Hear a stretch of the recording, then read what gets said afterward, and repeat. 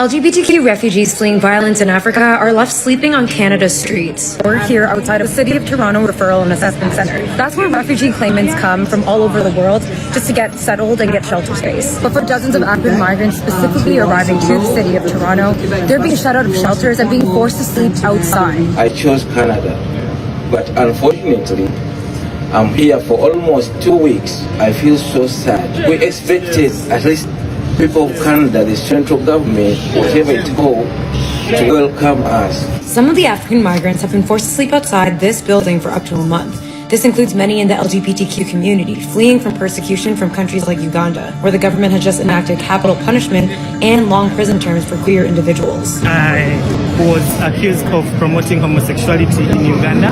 When I was found doing an outreach for my fellow LGBTQ individuals, that is when a police started hunting for me. I decided to leave the country to settle for Canada. In Uganda, being an LGBTQ person is really, really punishable, and you're liable to life imprisonment, you're liable to being killed. Actually, why I'm here, it's because we were caught back with my partner. You don't live openly back home. It means you either have to be an outcast, you have to be stoned to death, you have to be flogged naked around the village, and you have to be humiliated, and you are rejected. But after fleeing to Canada, some have ended up sleeping on the streets for months. This is because of infighting between levels of government, with the City of Toronto claiming they have no shelter space, and the federal government maintaining that they provide hundreds of millions of dollars to support refugees. The advocates say that they're being used as political pawns as days drag on outside during a summer of extreme weather, and that they're also facing racism in the face of over 120,000 Ukrainian refugees that were taken in by Canada and housed. This is one of the wealthiest cities in one of the wealthiest countries in the world, and this is how we're treating people. To see people fleeing traumatic situations, having their human rights violated so egregiously, we should be ashamed of ourselves. Your dreams are shattered. If you could only, like offer an olive branch, for us to stand again, be it housing, we shall contribute to this great country. I have a health condition I mentioned earlier called sickle cell, and I also have history of pneumonia. So I was rushed to the hospital in the morning yesterday. Most times I can't even afford my medications anymore. I'm going to fight to the end, to my last breath, because going home is not an option. That would instantly kill my mom. I rather appeal to the government that I should be killed and my organs donated to people who need it than going back home. Fantastic. This breaks my heart. It's very, very sad. Very, very sad. I don't like people being discriminated against. Discrimination in any form is not nice, especially when it now comes to people being scared for their lives. But some stories being told here is somehow. Some of you, the story you are telling, you are making your Africans look like monsters, because you are just cooking up stories. It's too much. Tone it down a bit. Tone it down. Tone it down. We have a lot of LGBTQ people here in Nigeria now. Plenty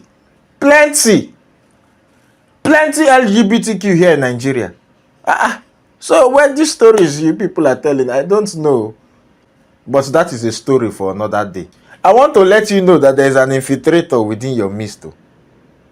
There is somebody claiming what he is not in your midst.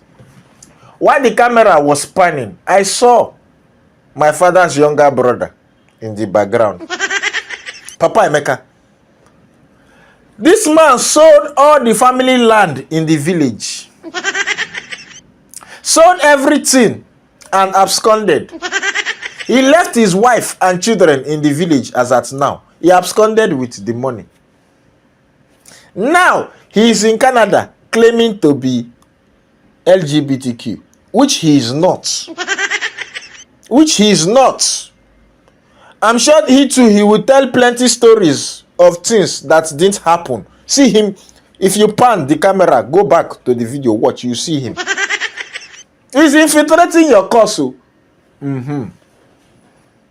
Because some stories here, me, I don't know. Some stories here, they are not story, Tell him, that man there, I should point him, but I don't want to spoil his runs.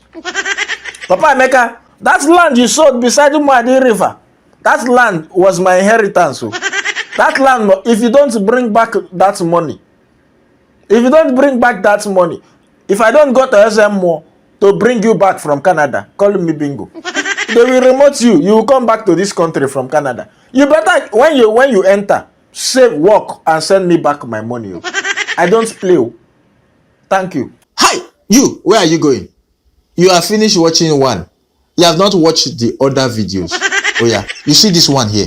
This one is to watch my other videos. This one is to watch the last video I posted, and this one is to subscribe. Oh yeah, quickly, don't go anywhere.